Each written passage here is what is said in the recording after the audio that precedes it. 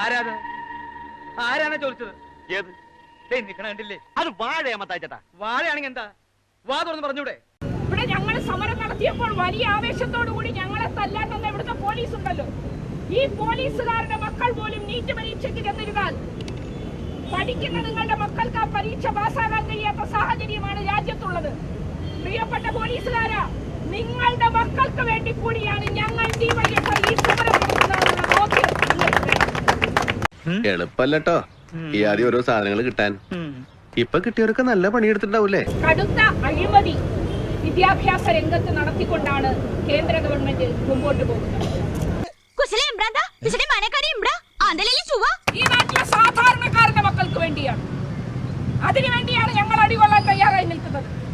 അതിനുവേണ്ടിയാണ് പ്രതിഷേധം സംഘടിപ്പിക്കുന്നത്.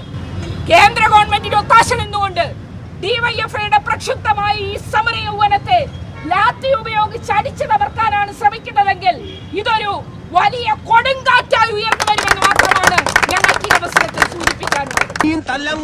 ഒറ്റ അടിക്കാൻ തീർത്തേക്കണം, ഇല്ലെങ്കിൽ എല്ലാരും കൂടെ എടുത്തിട്ട് ഇടിച്ച് എനിക്ക് ഇങ്ങനെയാണെന്ന് നിറയിക്കാൻ വയ്യ. കച്ചവടമാക്കി വിദ്യാഭ്യാസത്തെ മാറ്റുവാൻ വേണ്ടി നടത്തിക്കൊണ്ടിരിക്കുന്ന ശ്രമം, അതിനെതിരെ ഡിവൈഎഫ്ഐയുടെ അതിശക്തമായ പ്രതിഷേധം കൊല്ലം ജില്ലയിൽ ഉയർന്നു വന്നിരിക്കുകയാണ്.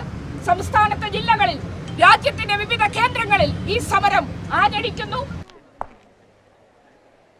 നന്ദി, നമസ്കാരം.